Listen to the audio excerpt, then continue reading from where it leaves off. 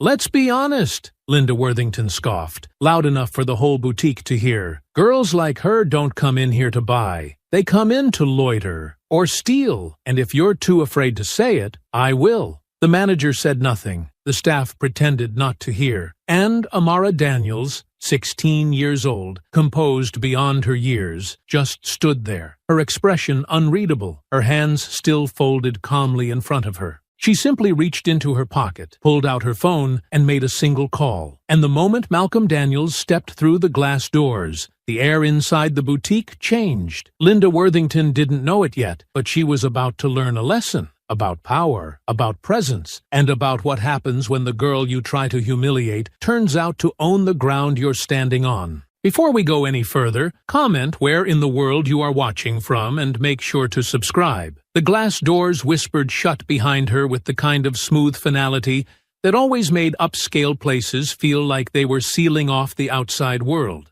Like once you crossed in, you were expected to act, walk, speak a certain way. The boutique was quiet, the air heavy with some faint floral perfume laced through the vents, and every inch of the room, from the velvet-trimmed racks to the gold-rimmed mirrors, radiated exclusivity in the way only places designed to intimidate could. Amara Daniels, 16, walked in like she'd been here 100 times before, even though she hadn't. She moved with that unteachable ease that made people stop and look.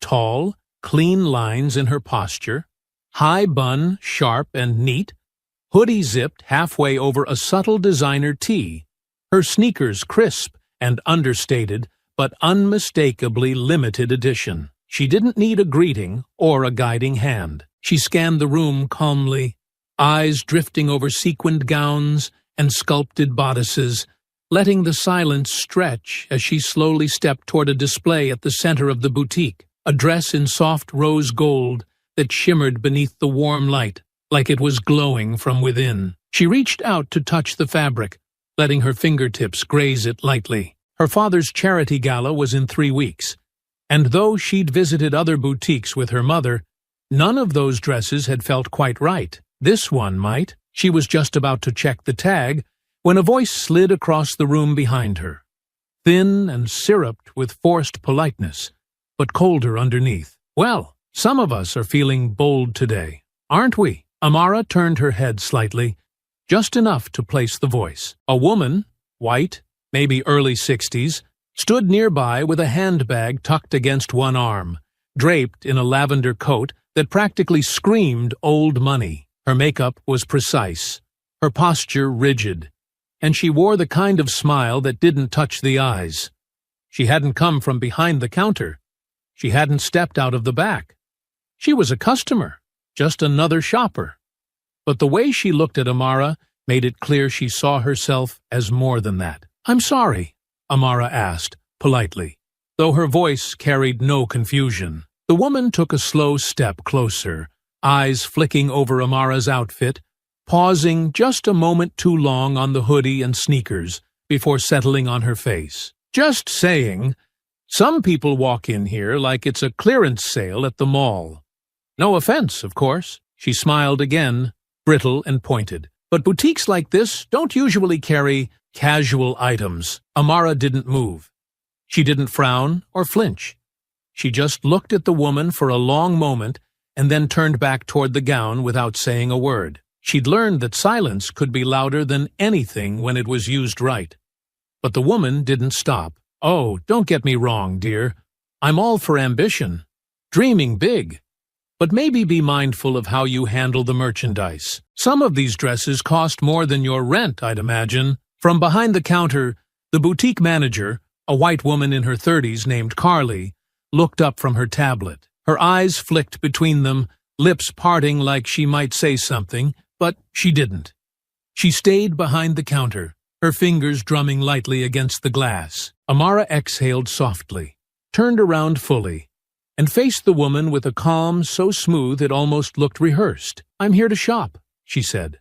"Not to explain myself." "Oh, I'm sure," the woman replied with a small chuckle, the kind people used to pretend they weren't saying what they were saying. "It's just, last week, Something went missing during a sale, and, well, it's easy to assume. Amara blinked. Assume what? That not everyone's here with good intentions, the woman said, voice tilting upward as though her words were innocent. And if something turns up missing again, well, we'd all be questioned, wouldn't we? It's happened before. Carly cleared her throat, barely audible. One of the other staff members, taller, younger, trying to fold a dress on the far side of the store, glanced over with wide eyes but didn't move. Amara stared at the woman, then at Carly, then back again. You think I came in here to steal? I didn't say that, the woman answered quickly, that syrupy tone slipping just a little, giving way to something sharper. I'm just saying it'd be better for everyone if you showed your bag now, just so there's no confusion. Best to clear things up early before it becomes a situation. The air in the boutique grew heavier. Amara didn't raise her voice. She didn't ask for help. She reached calmly into her hoodie pocket, pulled out her phone, unlocked it with her thumb, and scrolled to the top contact. Her finger hovered for only a moment before she tapped the screen. When the call connected, she raised the phone to her ear and spoke, her voice smooth and steady. Hey, she said. You need to come down here. It's one of those situations again. She lowered the phone and met the woman's eyes, her expression unreadable. And just like that, the boutique froze. The call ended, but Amara didn't move. She slid the phone back into her pocket with the same quiet grace she'd carried since stepping into the boutique, then turned her full attention to the woman standing inches away, her expression no longer cold, but glacial. The kind of stare that didn't flinch, didn't falter, and didn't ask permission to exist. You need to step back, Amara said, her voice low and exact. Now. For a heartbeat, the woman, still clinging to her smugness like a shawl, held her ground. But something in Amara's tone, in the way she didn't look away, didn't raise her voice or retreat, struck a nerve that words couldn't protect. The woman narrowed her eyes, her face tightening around the corners of her mouth as she slowly stepped back, but not far, just enough to obey, without conceding. I was only trying to help, she muttered, but the words sounded weak now, unsure of themselves, more defense than conviction. Amara said nothing in return. She'd already spent too much breath on people who expected her to earn her place in rooms they walked into without a second thought. Instead, she turned back to the display, her fingers gliding once again over the fabric that had first caught her eye. No tension in her shoulders, no flinch in her spine, just a calm, deliberate presence that made it clear she wasn't going anywhere. Across the boutique, Carly still hadn't moved from behind the register. Her posture was rigid, eyes glued to the tablet she was no longer pretending to read. And though her lips had parted once or twice, maybe to say something, maybe just to breathe, she said nothing. The other associate hovered by the far wall, dress still folded in her hands, watching with the kind of frozen guilt that only came from knowing exactly what was happening, but not being willing to step into it. The silence in the room had changed. Before, it had been the hush of luxury, of curated playlists and whispered consultations. Now it was sharp, humming with tension, the kind that settled into the bones and made every movement feel louder than it should. Amara reached for a second gown, emerald green this time, with a sweeping neckline and subtle beadwork. She held it up against herself in the mirror and tilted her head slightly, considering. Behind her, the woman had retreated to a spot near one of the lounging chairs, but her gaze had not moved. She stood there stiffly, arms crossed, her expression a blend of indignation and disbelief, as though she were trying to will Amara out of the space through sheer force of disapproval. Her mouth twitched every so often, lips pressing into thinner and thinner lines. But she said nothing. For now, Amara continued shopping, letting her hand move from one dress to another, each motion unhurried, each step taken with the deliberate poise of someone who knew exactly how much space she was entitled to. She moved deeper into the boutique, exploring racks with lace detailing and velvet skirts, holding one up to the light just long enough to watch it shimmer before placing it back gently. Her body language said everything. This was not a girl shrinking, not a girl begging to be allowed, but a girl who had already decided she belonged. It was only when she circled back toward the original display that she felt the woman's eyes still burning into her like twin spotlights, no longer subtle, no longer even pretending to be polite. The stare was open now, hostile, filled with that familiar cocktail of entitlement and outrage that bloomed when power slipped just out of reach. This was no longer about suspicion. It was about the unbearable truth that her accusations hadn't worked, that the girl hadn't been embarrassed into leaving, that she hadn't cried or raised her voice, or even looked particularly rattled. She had simply remained. The boutique doors hadn't opened since the call. No one else had come in or left. The staff still hovered in limbo, caught between the desire to de-escalate and the fear of offending a regular customer. Carly glanced toward the front of the store again, and this time her throat moved visibly as she swallowed. Amara didn't look at her.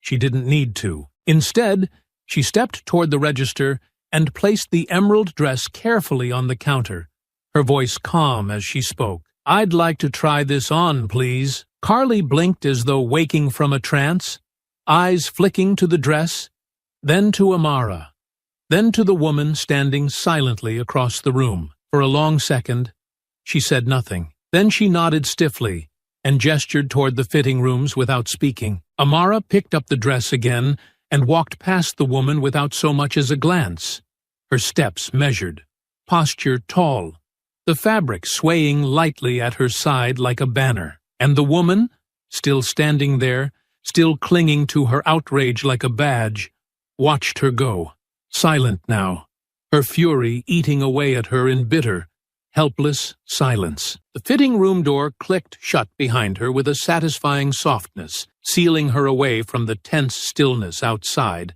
if only for a few minutes. Inside, the lighting was gentle, the walls lined with soft ivory fabric and gold-framed mirrors that curved slightly at the edges to create the illusion of endless space. Amara stood in front of the largest one, holding the emerald dress by its hanger, the fabric folding delicately over her forearm like ivy. She took a moment, breathing slowly, as her fingers worked the zipper at the back, peeling off her hoodie and jeans with the quiet efficiency of someone trained to be composed, even when fury pulsed just beneath the surface. She'd long since mastered the art of hiding heat behind elegance, of pushing down the sting until it cooled into something colder, something that could not be dismissed. The dress slid over her frame like it had been waiting for her. It hugged her lightly at the waist and draped down in clean, flawless lines that shimmered faintly with each breath. The green was deep but rich, catching the light in quiet flashes that made her skin glow with a warmth that brought out the golden undertones in her complexion. She turned once, slowly, watching the hem brush just above her ankles, the neckline dipping gently without giving too much, graceful and strong all at once. For a brief moment, she forgot the cold stares, the accusations, the biting words passed off as concern. In the mirror, she saw herself not as they wanted to reduce her to, but as she truly was, radiant, composed, present. She stepped out of the fitting room, back straight, holding the front of the dress lightly with one hand, as she walked toward the mirror near the center of the boutique. The floor was quiet again, the tension still there, lingering in corners, but no one spoke as she walked. The woman in the lavender coat hadn't moved far. She stood off to the side, watching like a hawk forced to wait. Amara stood before the larger mirror, turning just slightly, letting the light fall across the gown. Her face was unreadable, but the soft nod she gave herself was enough. This was the one. "I'll take it," she said quietly, not looking at anyone in particular. Carly stepped out from behind the counter, a little too quick, a little too eager now that the storm she feared hadn't passed, only thickened. She nodded stiffly, the corners of her mouth trying for a smile, but never making it past the weight of her own discomfort. But before Amara could step forward, movement flashed from the side. "I'll take that one." The words rang out with sharpness, cutting across the boutique with a forced lightness that couldn't hide its edge. Linda Worthington, still standing by the chairs, still pretending she was just another patron, stepped forward with a practiced air, her voice rising an octave, sugary with artificial charm. "I've had my eye on that dress since I walked in. It's a bit too mature for a teenager anyway." Amara turned toward her slowly, the expression on her face not of disbelief, but of expectation. She had known this woman couldn't stand the idea of her winning, of her walking out with dignity and something beautiful draped across her shoulders. Carly hesitated. "I'm sorry, but she—" Amara began, but stopped as Carly turned toward the older woman with an awkward laugh, like they were old acquaintances, bonded by some unspoken familiarity. "Well, technically, it hasn't been purchased yet," Carly said, glancing at Amara, her voice laced with tension. "And Mrs. Worthington is a long-time client. I'm sure we can have another one ordered for you, if it's still in stock." Amara stared at her, a beat too long. "You saw me walk out of the fitting room," she said, the words deliberate and measured. "You saw me pick it out, try it on, and say I wanted to buy it." Carly shifted slightly, visibly uncomfortable. "I know, and I understand, but she did express interest just now.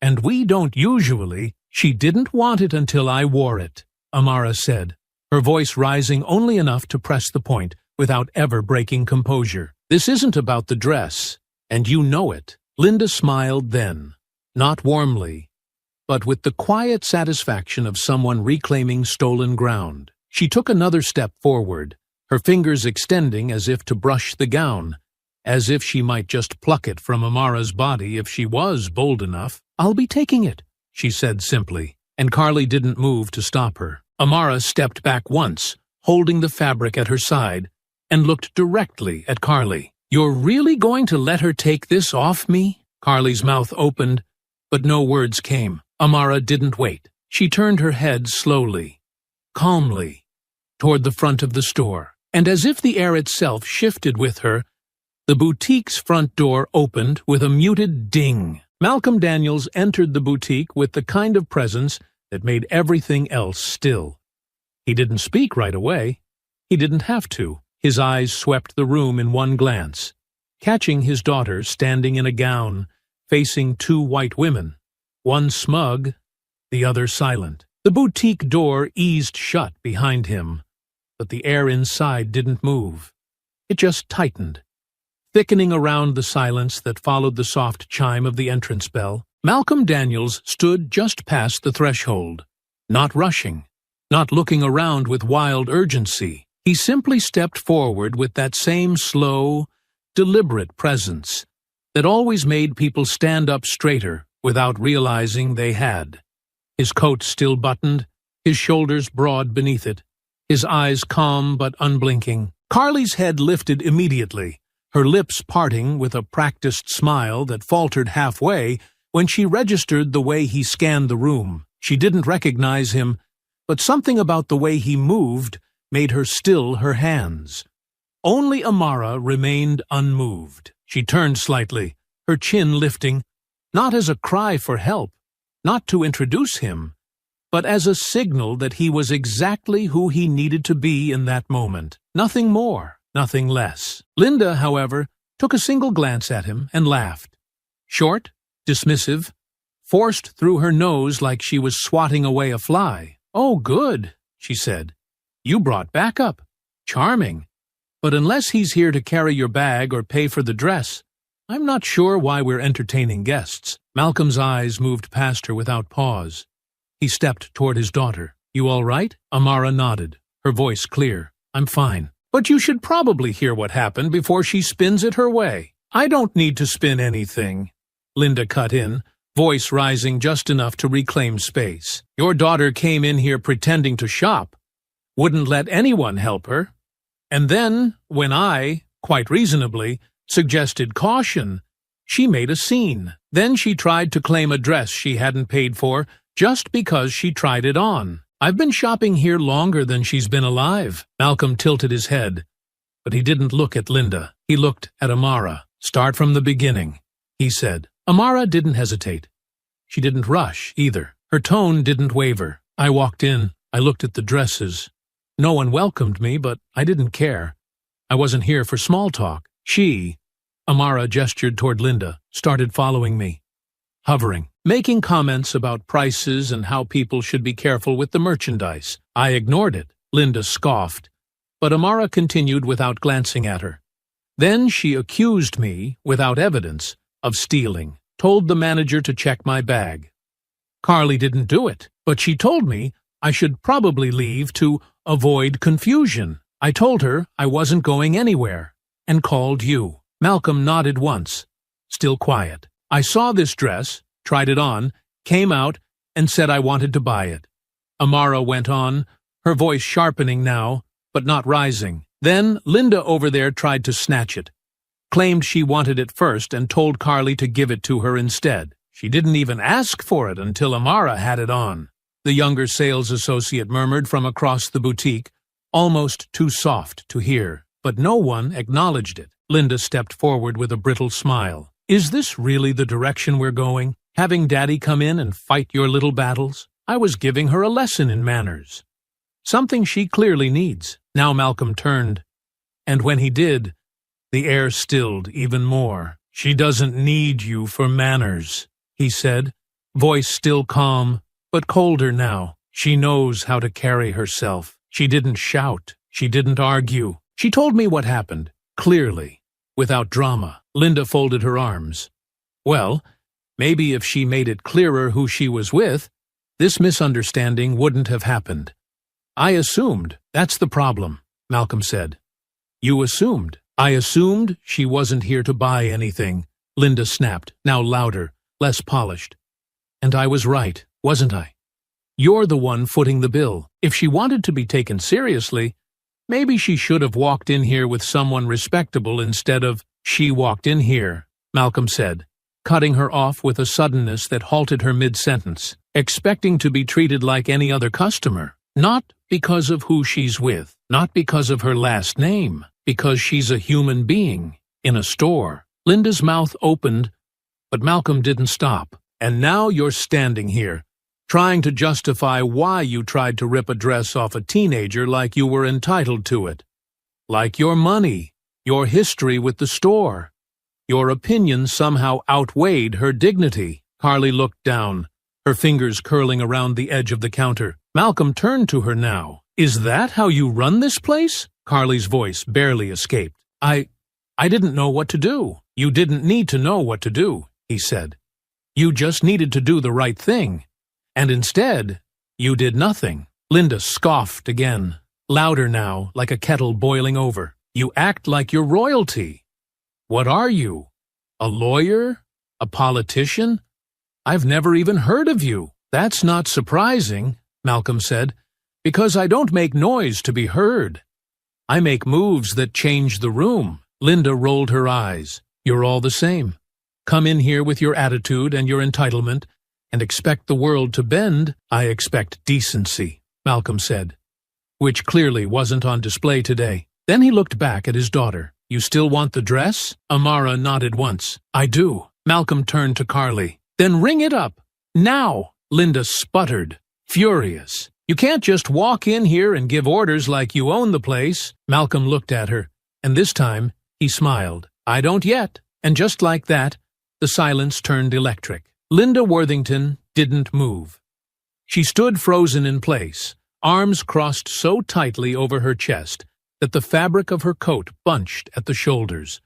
Her jaw clenched in a way that suggested restraint, not from regret, but from rage, curdling just beneath her skin. Her eyes darted from Amara to Malcolm, her mouth twitching as though she wanted to say something, but every word she rehearsed died before it could form. Amara didn't spare her a glance. She stood beside her father, emerald dress still hugging her frame, her expression serene, deliberate, composed, and entirely unbothered by the heat still radiating from the woman behind her.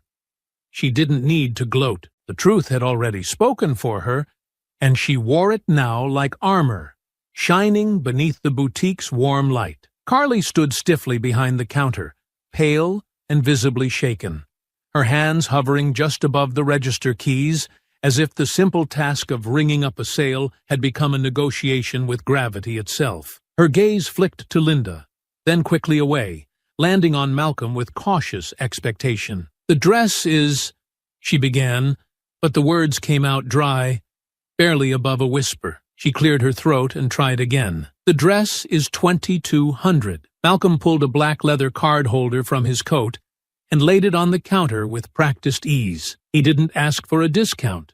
He didn't blink at the price. He didn't ask if the dress came with a bag or a receipt or a guarantee. He simply placed the card down and waited, his posture silent but commanding. And the message was clear. No more conversation, no more debate, no more delay. Carly processed the payment quickly, her hands fumbling only once, and then placed the dress into a protective garment bag with reverent precision.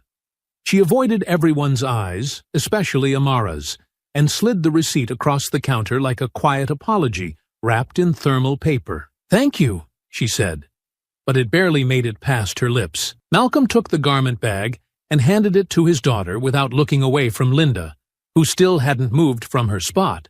Her arms crossed tighter now, her expression contorted into a smug, defensive smile. "Enjoy your moment," she said, voice laced with venom wrapped in sugar. "You've had your little victory, but you don't scare me." Malcolm stepped forward once, not aggressively, not even forcefully, but with the weight of someone who knew that power, when wielded correctly, didn't need to announce itself to be understood. "We're not here to scare you," he said calmly. "That would imply you're worth the effort." Her nostrils flared, but he didn't stop. "This moment," he continued, voice steady and quiet, "isn't for you to understand. It's not about changing your mind or earning your respect. People like you believe they're untouchable, that the world belongs to them, and everyone else needs permission just to breathe beside them. And you're wrong, but you're too far gone to see it." Linda's smile widened, but it had lost its edges. It sat on her face like something desperate trying to pretend it still had control. "You've had your little performance," she said, each word laced with mockery. "You can go now. I'm sure the story will play wonderfully online if that's what this was all about. But me, I'll still be here next week. Still shopping.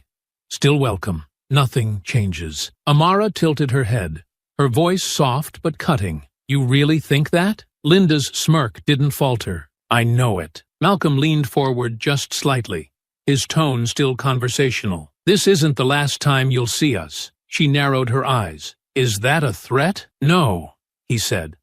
"That's a promise." Linda turned away then, dismissively, with the kind of exaggerated exhale meant to show disinterest.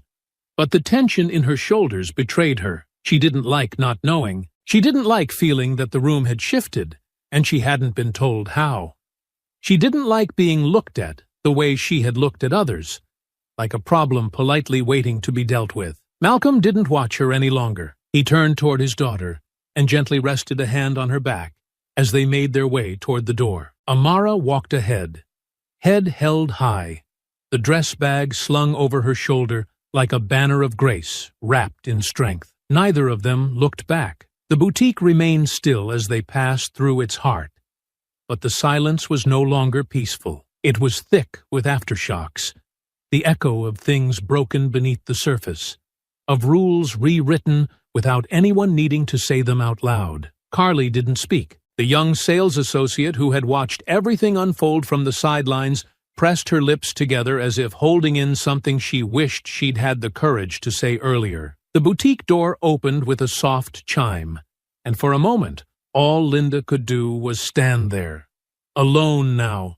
with no one rushing to reassure her, no one leaping to defend her. She watched them go, her arms still crossed, her expression still smug, but the faintest twitch at the corner of her jaw betrayed the truth. She wasn't nearly as unmoved as she wanted to be, and when the door closed behind them, when the boutique returned to its curated stillness, there was no applause, No allies.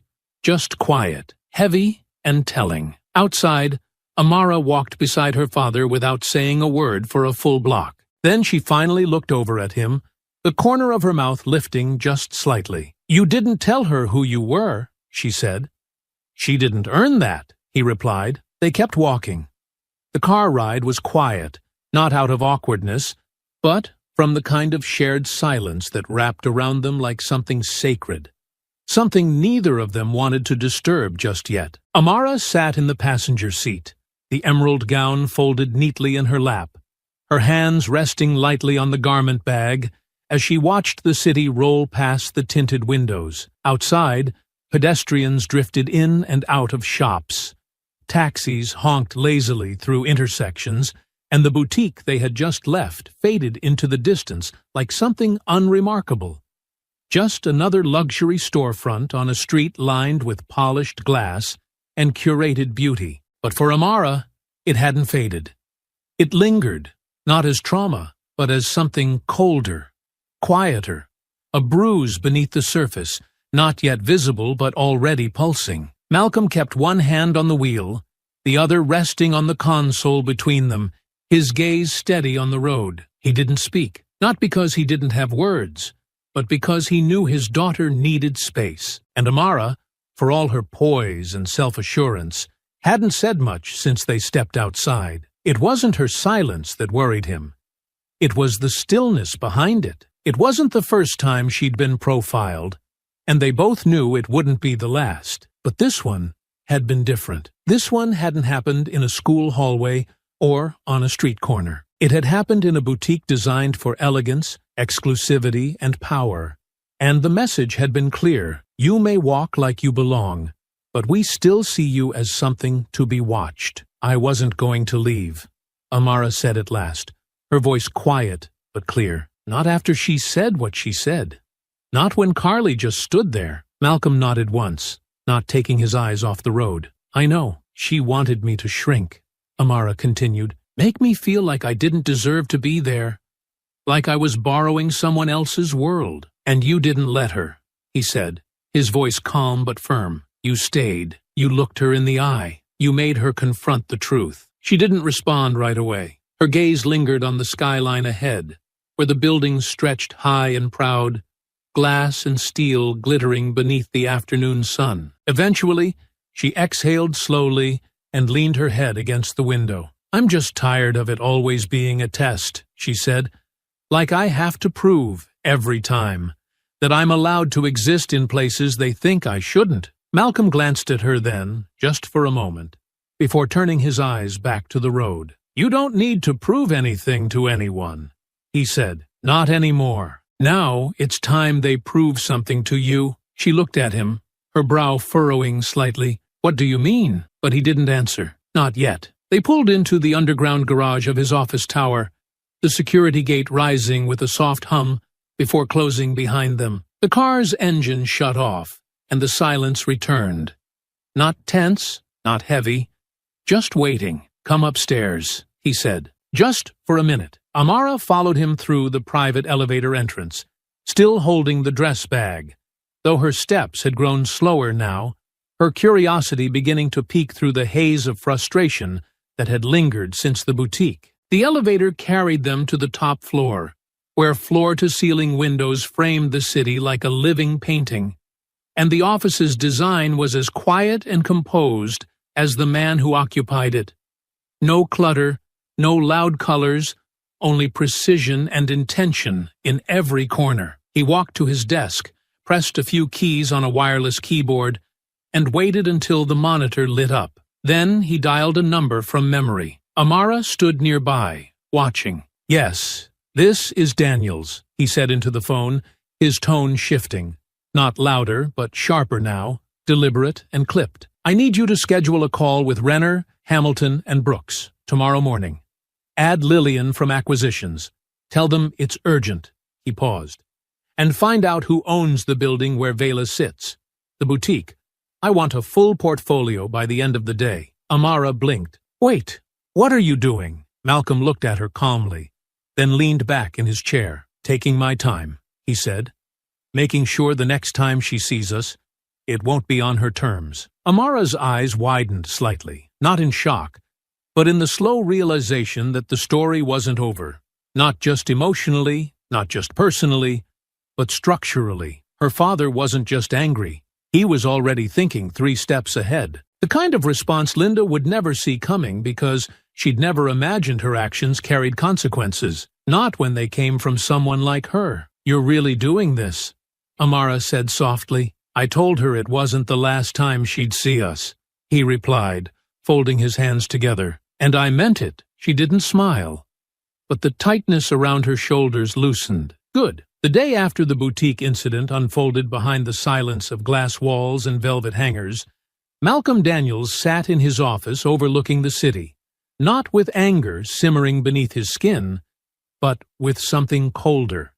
Intent sharpened to a point. There was no press release, no posturing, no social media outrage. There were only quiet calls, firm directives, and a stack of reports waiting on his desk, each one shedding more light on the boutique and the crumbling structure that supported it. Amara sat nearby, her legs tucked under her, as she scrolled through fabric samples on her tablet. She hadn't spoken much that morning, but she didn't need to. Her presence was enough. She had already fought the first battle. Her father would handle the rest. "I want a clean chain of ownership," Malcolm said without looking up. "No gaps, no licensing intermediaries. If there's a lease, I want the terms. If there's a silent partner, I want a name. I don't care how pretty they dressed it up. I want the foundation stripped bare." His assistant, seated across the desk, nodded quickly and jotted notes without asking questions. Everyone in the office had heard his tone shift after that call from the boutique. There was no announcement of war, just a change in air pressure. He waited until the assistant left before speaking again, his voice softer now. "I don't like being predictable." Amara looked up from the tablet, one brow raised. "You think she's still bragging to her friends?" Malcolm gave the faintest of nods. "She probably thinks she handled it, that her reputation protected her. And Carly? She's probably hoping we've already forgotten." Amara leaned back slightly, letting the tablet rest on the couch beside her. "You're not going to forget, are you?" It wasn't a question. It was a statement. Steady. Knowing. "No," he said simply. He crossed the room and picked up a folder that had arrived just minutes before. Inside was the full ownership profile of the property that housed the boutique. A narrow LLC with 2 passive investors and a managing partner who owned several other retail locations, each one bleeding money slowly under the illusion of luxury. Vela, it turned out, was not as untouchable as its glass displays pretended to be. It had problems, slipping margins, unpaid vendors, a silent churn of staff turnover that hadn't made it to the surface yet. Malcolm closed the folder slowly. "They're behind on 2 of their wholesale payments," he said aloud, not really for Amara, but to hear it himself. "And their 4th quarter projections are lower than last year's. So they're vulnerable," Amara said, catching on. "They're available," he corrected. "They just don't know it yet." He made another call that afternoon. Short, direct, and impersonal. "I want a conversation scheduled with the managing partner," he said. "No mention of what happened. No names. Just interest from an investor looking to add retail real estate to his portfolio. We keep it clean." As the hours passed, the foundation of Vela began to shake. Not from scandal, but from something far quieter. Due diligence, financial pressure, the knowledge that the boutique was not a fortress, but a facade wrapped in fragrance and fabric. And beneath it all, cracks had already begun to show. Meanwhile, across the city, inside that same boutique where the world still smelled like rosewater and whispered judgment, Carly stood behind the counter and tried not to think about the man who had walked in like a storm in still air. She tried not to wonder why he hadn't yelled, why he hadn't threatened, why he'd simply paid for the dress and walked out after saying just enough to leave her nerves humming like wires stretched too tight. But she hadn't forgotten. Not the look in his eyes, not the words he'd left behind. "This isn't the last time you'll see us." Linda had come in again that morning, acting as though nothing had happened. She'd asked if a new shipment had arrived, complained about the parking, complimented a scarf she didn't plan to buy. She was smiling too much, talking too loud, as if trying to re-establish herself by sheer force of presence. Carly had nodded along, responded politely, but her stomach hadn't stopped tightening since that man's eyes had settled on hers.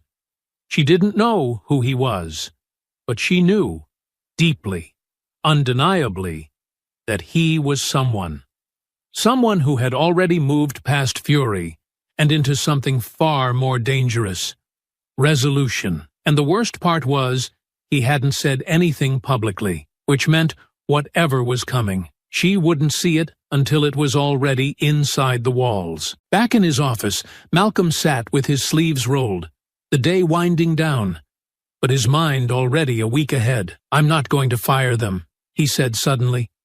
Amara looked up. Who? The manager, the woman, anyone else involved. That would be too easy, too satisfying for them. She frowned, unsure. "So, what are you going to do?" "I'm going to change the locks," he said, "and then let them decide whether they still recognize the building when I'm done." Amara didn't speak. She only smiled faintly, letting the silence stretch between them as the city lights outside flickered on one by one. The deal closed on a Thursday morning, quiet and clean, in a private office overlooking the east end of the city. No one from the boutique was present. There were no champagne toasts, no ceremonial handshakes, no marketing rollouts or social announcements. Just a thin stack of paper, a silent wire transfer, and the final flourish of Malcolm Daniels's signature sliding across a dotted line that ended with him owning the space that once refused to see his daughter. He didn't rush. He never did. He read every clause, every footnote, every coded piece of language designed to favor the old owners. He removed them. The managing partner had hesitated only once, when the offer was placed in front of him, higher than expected, but paired with a firm expiration. "You're moving fast," the man had said. "I'm moving precisely," Malcolm replied. And that had been the end of it. By noon, he was walking the boutique floor, not as a customer, not as an outsider, but as the man who now owned the deed, the shelves, the registers, the air they breathed when they opened their mouths to speak. Still, he didn't wear it loudly. No announcements, no flashing name tags. He entered the space like he had the first time, quietly, dressed in slate gray, his steps steady, deliberate. No one recognized him immediately. They wouldn't. That was part of the design. Carly looked up from the register, saw him, and for a moment her eyes flickered, not with full recognition, but with a shadow of memory that made her pause. He walked the floor slowly, glancing at displays, running a finger along the edge of a marble-topped table near the entrance. He stopped at the same rack Amara had approached the week before. The same rack Linda Worthington had circled like a predator, guarding territory she never owned. Carly cleared her throat. "Can I help you with something, sir?" He turned toward her, his expression unreadable, his eyes calm. "Actually," he said, "you can." She straightened slightly, tucking a strand of hair behind one ear. "Are you looking for something specific?" "I'm looking for the store manager," he said. "Carly, I believe." She froze, only for a second before nodding. "That's me." He nodded once, eyes steady. "You'll need to gather your team. I'd like a word. Office, please." She blinked. Sorry. Are you?" He didn't answer, not with words, only with a slight inclination of his head and a look that made the back of her neck stiffen. She turned without another question and disappeared behind the frosted glass partition, returning moments later with the other two employees trailing her, one still clutching a notepad, the other glancing between Malcolm and Carly like she sensed something unfolding but didn't yet understand the shape of it. They filed into the small back office, cramped and overly perfumed, with stacks of lookbooks and half-sorted paperwork along the walls. Malcolm entered last, closing the door gently behind him, sealing the room with a finality that felt like a shift in pressure. He remained standing. "I won't take much of your time," he began, his voice calm, deliberate, and low enough to force them to lean slightly forward to catch every word. As of this morning, Vela's property and operations fall under new ownership. Carly blinked. The other two looked at one another. "And you are?" she asked, her voice already beginning to hollow. "The new owner," he said. He let the silence stretch after that. Not to gloat, not to threaten, but simply to let them feel it. Let the words find their place in the room and take root. Carly swallowed hard, her eyes darting to the others, then back to him. "I wasn't informed." "You are now," Malcolm replied. One of the employees, the younger one, shifted uncomfortably. The other said nothing. "I've read your records," Malcolm continued. "I know the sales figures. I know who your vendors are. I know who left quietly in the last 6 months and who stayed. I know what happened last week, and I know how long it took for anyone to step in. So let's skip the part where we pretend this is a surprise." The silence thickened. "I'm not here to fire anyone," he said, voice still level. "That's not how I operate. But things will change. The hiring process, the customer experience, the leadership structure. There will be new expectations. You'll receive a full transition packet before the end of the day. You'll review it. You'll sign it.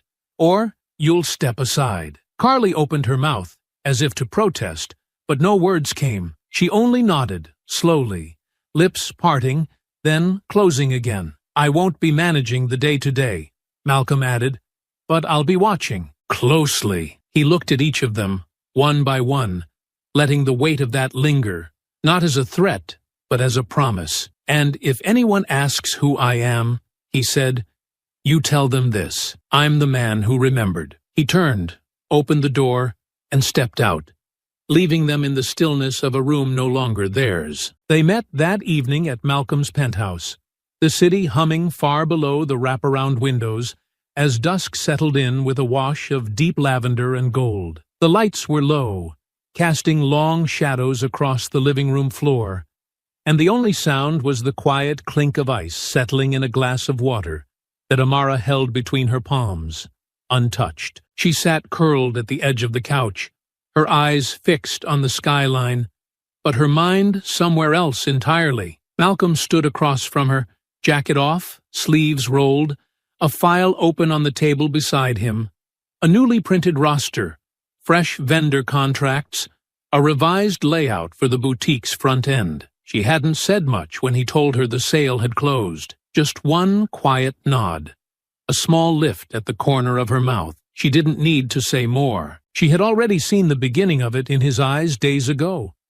And now that he owned the place, the question had shifted from why to how far. "You've never been the type to gloat," she said finally, her voice even. "So, what happens next?" Malcolm looked up. "That depends on how you want to handle it." She turned to face him, brow raised. "Me? This started with you," he said. "And it should end with you. I've made my moves. The foundation is mine now. But what happens when she walks through those doors again, that's yours to decide." Amara looked away again, the gears already moving in her mind. Not with vengeance, not with rage, but with something sharper. Linda Worthington had dismissed her like an insect, tried to shame her, tried to steal her voice and her space. She hadn't flinched then. She wouldn't now. "She'll come back," Amara said. "She's the kind who always does." Entitled, "People Don't Know How to Stay Gone. They assume their welcome is permanent." Malcolm nodded once. "And when she does?" Amara leaned back, letting the silence stretch before she answered. "She should see me first." His gaze sharpened slightly. "What do you have in mind?" "I want to be there," she said, "on the floor, working, polished, poised, unmistakable. I want her to walk in thinking everything's gone back to normal, her little kingdom untouched, and I want her to realize that I'm not just shopping this time. I am the store now." Malcolm didn't smile, but something in his posture softened. He sat down across from her, clasping his hands lightly together. "Then you'll be there. Part-time. Quiet at first. Let her arrogance carry her through the front door one more time. And then?" He paused. "Then you tell her she's no longer welcome." Amara looked down at the glass in her hands, then set it gently on the table. "Do you think she'll even recognize me at first?" She'll recognize the posture, he said, the confidence, and when she hears your voice, there won't be any doubt. Amara nodded slowly, her mind already weaving the moment together. Her, in sleek black, name tag pinned high, hair pulled back sharp, standing behind the front counter with the full authority of someone no longer asking for permission. The same mirror where she'd once held that emerald gown would reflect her now as part of the foundation, not just a visitor. Linda would walk in expecting a warm greeting, maybe even a new shipment of scarves waiting for her usual approval. And instead, she'd see Amara. She'd blink, she'd frown, she'd try to place her. And just when the recognition would settle across her face like sour wine, Amara would speak. Mrs. Worthington, I'm afraid you've been banned from this location. Ownership decision. We reserve the right to refuse service. She won't go quietly, Malcolm said. I don't need her to, Amara replied. I just need her to understand that she's not welcome anymore, and that she never was. He leaned back, watching her. There was no glee in her tone, no edge of revenge, only clarity, only purpose. Do you want me there? No, she said. I want her to think I'm the one holding the power, because I am. He nodded again. You start next week, he said. We'll keep your name off the paperwork. I've already made arrangements. You'll report directly to a new floor manager, someone vetted, someone who understands why you're there. Amara smiled then, slow and sure. And the others? They'll adapt, he said. Or they'll leave. She stood, crossed the room to where the city stretched below her like a living current, and placed one hand against the glass. I'm not doing this to teach her a lesson, she said. She won't learn. People like that never do. I know. I'm doing it because she thinks she still owns the space, Amara continued, voice quiet. And I want her to feel, if only once, what it means to be shut out. Malcolm stepped beside her, silent for a moment as he looked out at the streets below. She won't forget it, he said. I don't need her to. She turned then, calm and ready, a reflection of the same quiet resolve her father had carried through every boardroom battle and closed-door negotiation. But this wasn't his fight anymore. It was hers. The boutique carried a different weight now, one not seen in the marble floors or velvet-lined racks, but in the silence that followed Amara everywhere she walked. Customers smiled politely, staff moved a little more carefully, and Carly, who once stood behind the counter with the quiet confidence of routine, now avoided the front altogether during Amara's hours. There was no announcement, no explanation, but everyone understood that something beneath the surface had shifted. Amara arrived early each morning, her uniform crisp, her posture effortless. She greeted each guest without strain, moved with ease through the space, and always knew when to step forward and when to watch. She was the constant now, the center of a room that once tried to push her out. And then, on a Thursday just past noon, Linda Worthington returned. The door chimed softly as it always did, but Amara felt it before she saw her. That particular rhythm of heels across polished tile, that sharp perfume with its cold floral bite, it was unmistakable. Linda swept in like she owned the oxygen, her winter white coat fluttering behind her, her scarf knotted with exaggerated care, her expression already preparing for pleasantries she never meant. She didn't glance around. She didn't hesitate. She walked straight toward the rear of the boutique, where a new selection of scarves hung in delicate silks and moody florals, and reached for one with a familiar, presumptive hand. That's when she saw her. Amara stood behind the counter, poised and composed, dressed in sharp black with her hair pulled into a clean, high knot. Her name tag glinted under the soft lights. Linda paused mid-reach, fingers frozen on a violet scarf, her eyes narrowing slightly as she turned her head. A beat passed.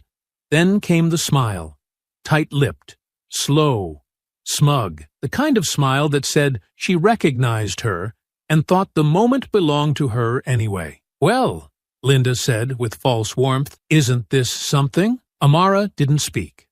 She didn't need to. Her presence was the response. Linda stepped closer, her hands clasped before her like a gracious host preparing for a lecture. Working here now? I must admit, I'm a little surprised. Not quite what I imagined for someone so spirited. Still, Amara said nothing. Linda laughed softly, as though she'd made a clever joke. But I suppose it's character building.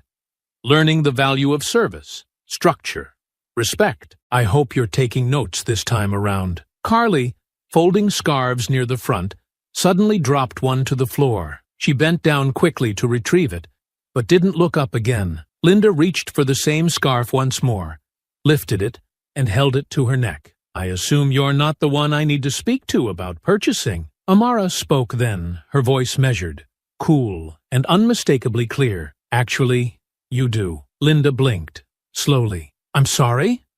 Amara's gaze didn't waver. You'll have to speak with me.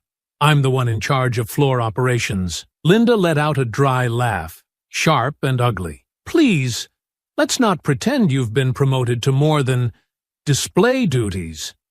I'm sure there's a manager on site who understands how these things work. I understand exactly how these things work, Amara said calmly, her voice even. And I'm telling you now, you're not welcome here. Linda's smile faltered.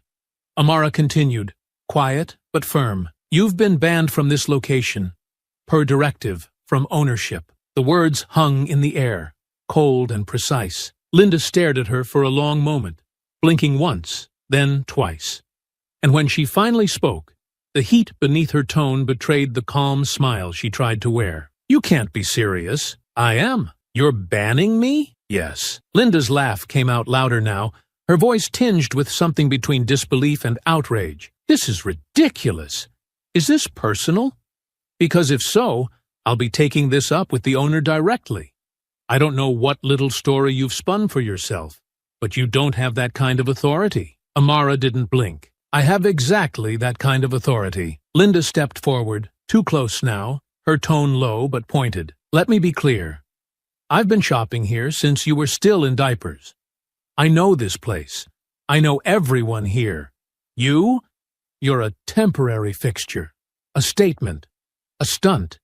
You'll disappear just as quickly as you arrived. Amara didn't move. And yet, I'm the one standing here, asking you to leave. Is this some kind of punishment? Linda snapped. For putting you in your place last time?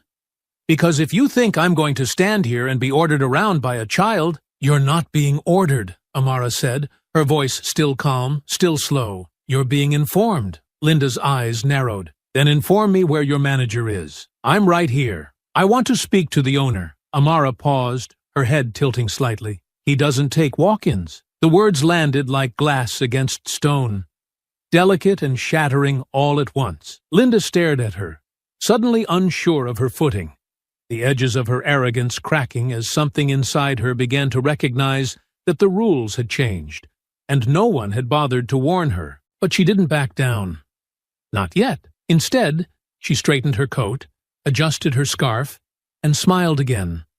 Forced now, tight and trembling around the edges. Well, she said, we'll just see about that, won't we? And Amara, steady as ever, simply nodded. Yes, she said, we will. For a brief moment, the boutique went still.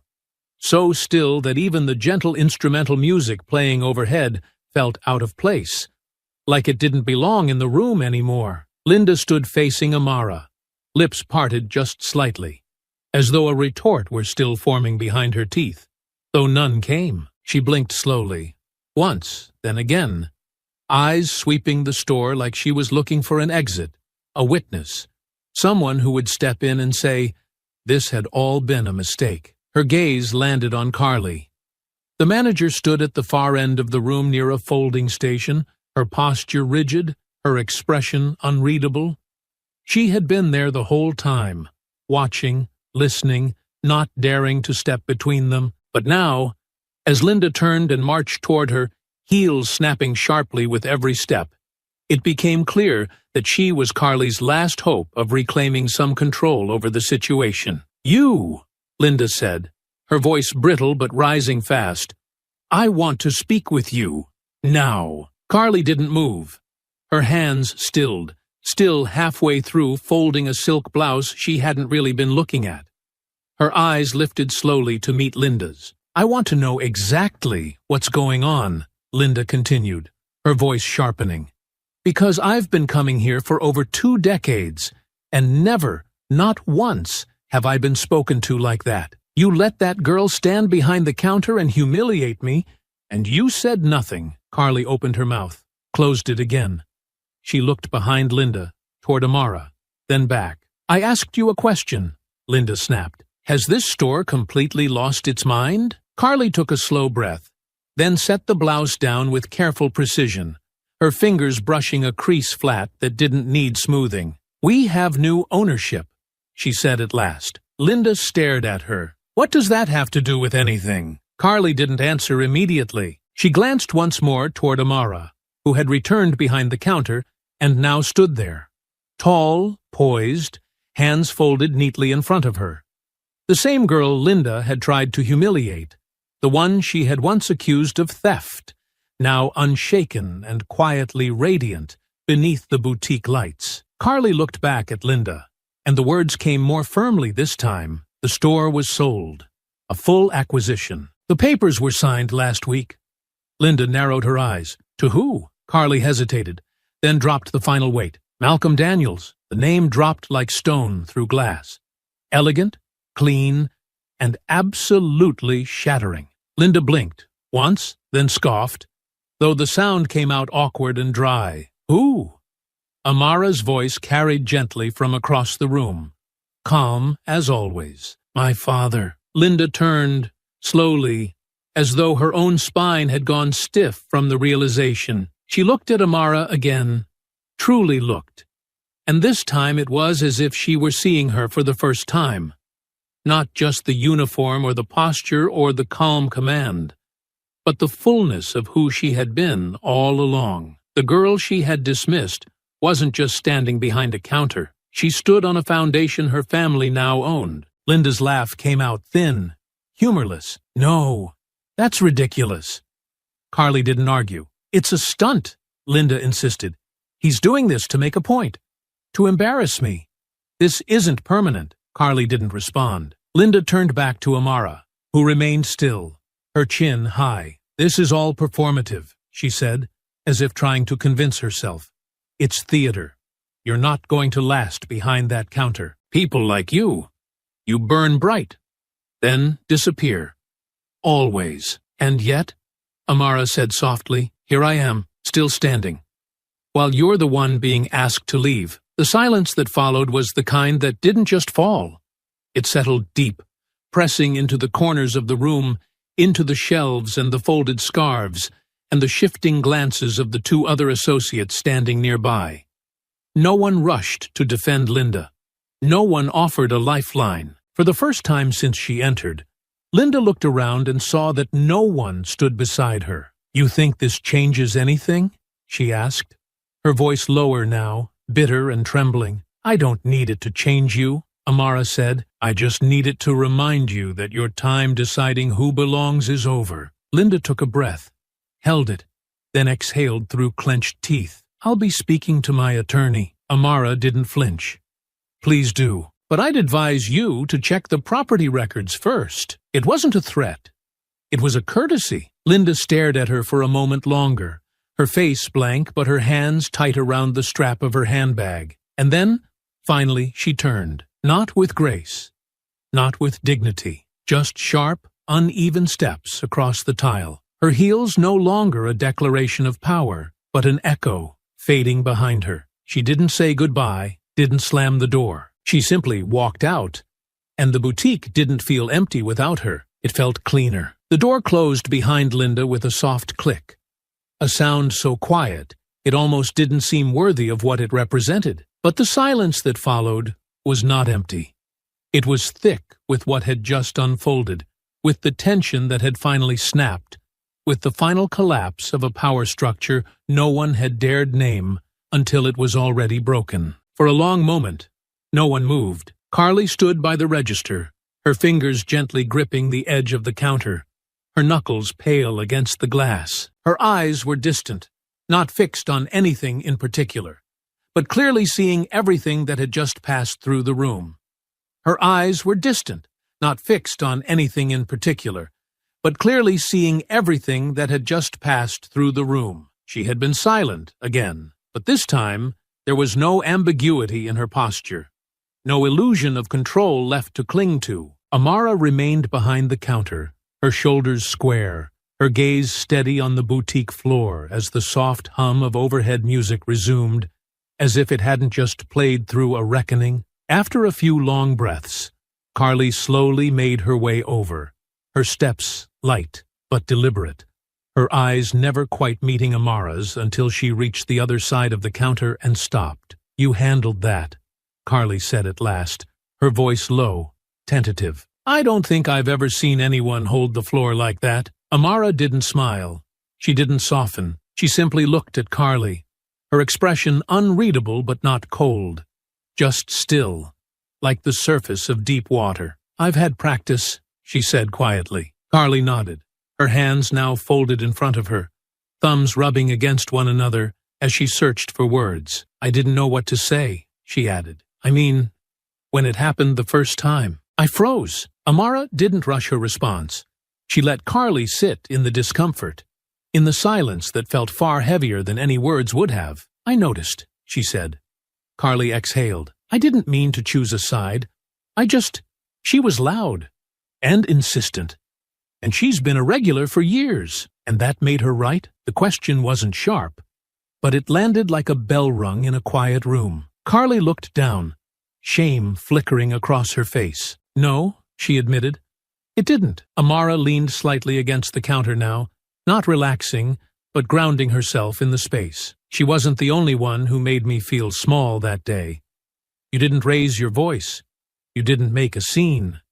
You just stood there, and that silence said everything she needed it to." Carly looked up, eyes shining faintly, but no tears falling. "I know. I've thought about it every day since. I've played it over in my head 100 times.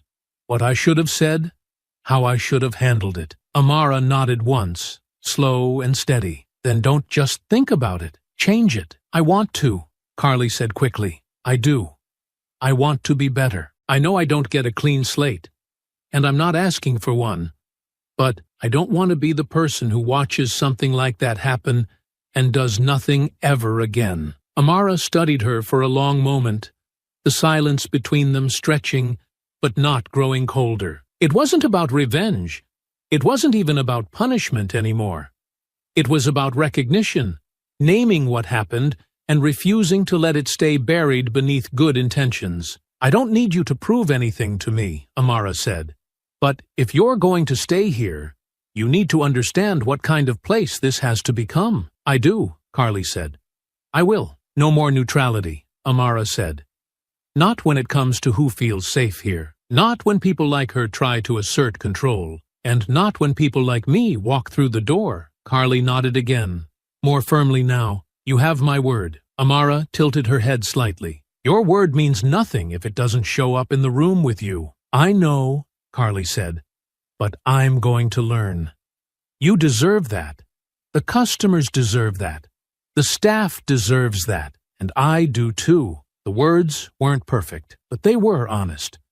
And Amara, who had waited long enough to be seen fully, didn't give forgiveness in return. She gave direction. "We're rebuilding this space," she said. "Not just from the floor plan, from the inside out. The culture, the energy, the way people walk in and know they're not being measured before they speak." Carly gave a small, breathless laugh. "You sound like you're already running the place." Amara looked out across the boutique. The displays glimmered softly. The air was calm again, but no longer fragile. It felt intentional now, claimed. "I'm not running it," she said, "but I know what it should be." Carly smiled, tentative, not looking for approval, just relief at being given a path forward. "I'm listening," she said. "Then that's where we start." They stood together in the quiet, the floor beneath them now belonging not to old systems or stale loyalties, but to something newly rooted, not perfect, but possible. The office was quieter than usual when Amara stepped inside. The sun had dipped lower now, the skyline glowing in dusky gold as it stretched across the glass wall behind her father's desk. The soft ticking of the old brass clock echoed faintly in the background, and for a few seconds the room felt more like a sanctuary than a war room. Malcolm stood by the far window, hands clasped behind his back, his frame cast in silhouette. He didn't look at her when she entered, but he didn't need to. He always knew when she was near. "You handled it well," he said. She stepped further in, her heels tapping lightly against the hardwood as she made her way to the other side of the desk. "I didn't give her what she wanted. No. You gave her what she deserved." Amara's posture remained composed, though her arms crossed slowly in front of her, more out of thought than defense. She didn't sit. "She wasn't here for long. She said she's going to sue," she said, matter of fact, as if recounting the weather. "Said she'd speak to her attorney. Claimed the ban was personal retaliation and that she'd be taking it to court." Malcolm finally turned. His expression didn't shift, not even at the word sue. He crossed to the decanter near the corner and poured a glass of still water, his movements as fluid as ever, unhurried, as if the word itself had no real weight. "Of course she did," he said, placing the decanter down gently. "It's the last trick people like her know. Threaten, intimidate, pretend the system they abused is still designed to protect them. She said she'd been shopping there longer than I've been alive. That I was a temporary fixture." Amara said the phrase with a soft, clipped emphasis, letting it hang in the air just long enough for the absurdity of it to settle between them. Malcolm's brow lifted faintly. "Funny, I don't remember her name on the deed." She thought Carly would back her up.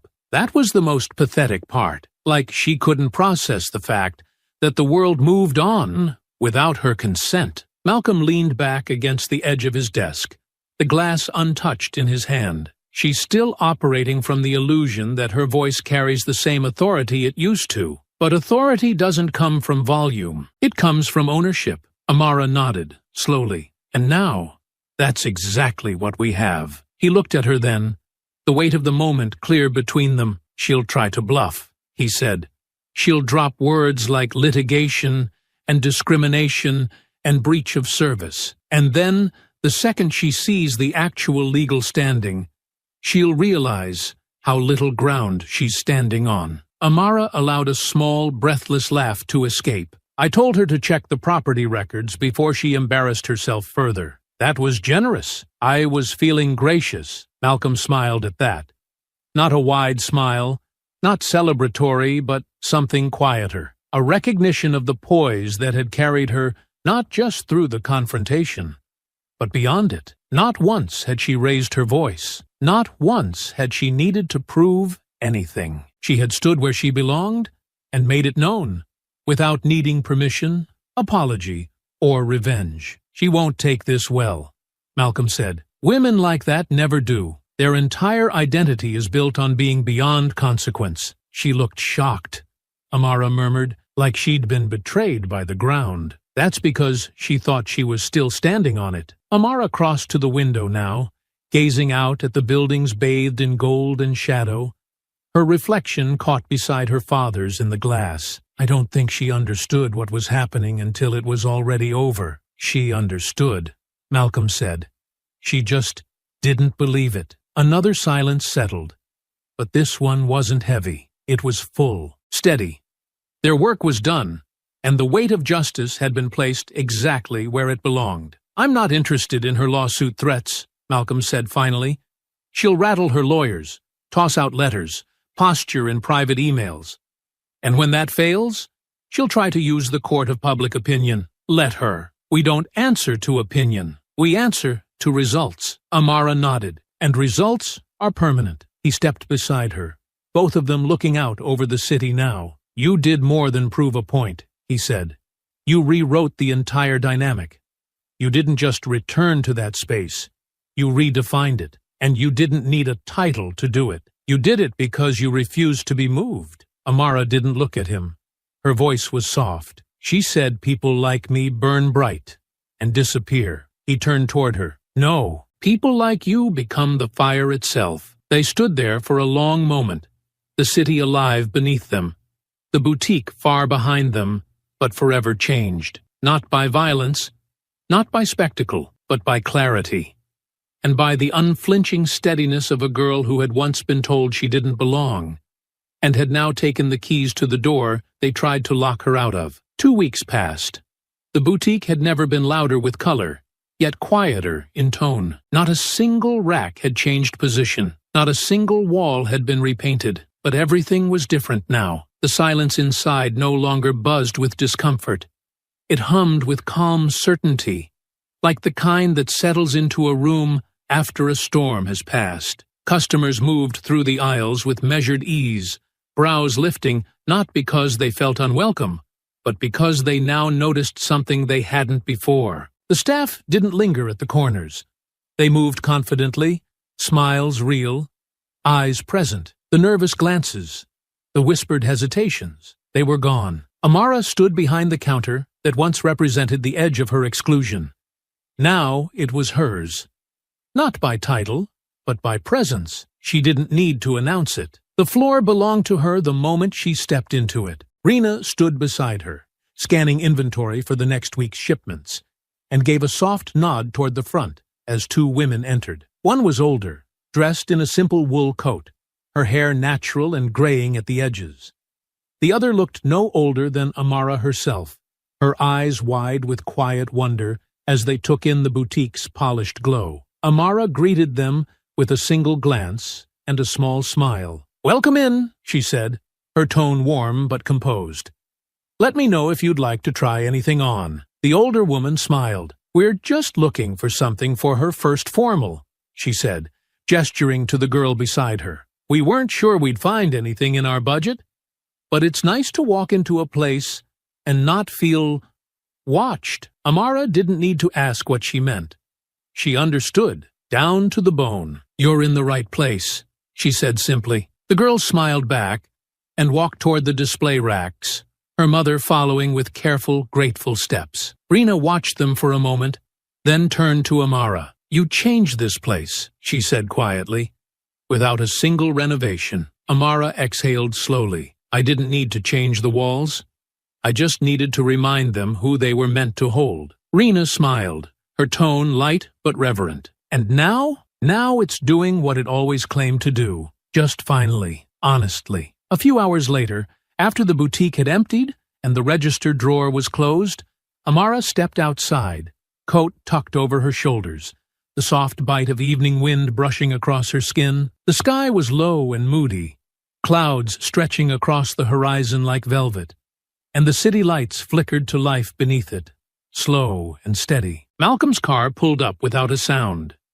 He didn't get out. He never did. She slipped into the passenger seat and fastened her seatbelt, her movements unhurried. "She hasn't come back," he said without looking at her. "She won't." He nodded once, the faintest hint of satisfaction in the motion. "I got an email," he added, "a statement from her attorney. Thin, all posture, no case. They're walking it back." Amara leaned her head against the window, watching the storefront disappear behind them as the car pulled forward into traffic. She thought fear would make us fold. She thought entitlement was immunity. They rode in silence for a while.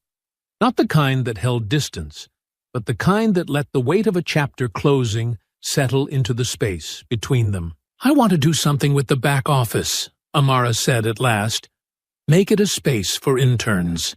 Kids from schools that don't get invited to places like that. Give them something tangible to step into." Malcolm looked over, his eyes proud, though he didn't say it. "It's yours. Build what you want." She nodded slowly, her voice softer now. "It feels like I finally moved the weight from my shoulders to my hands, like I'm holding something now. Something real." "You are," he said.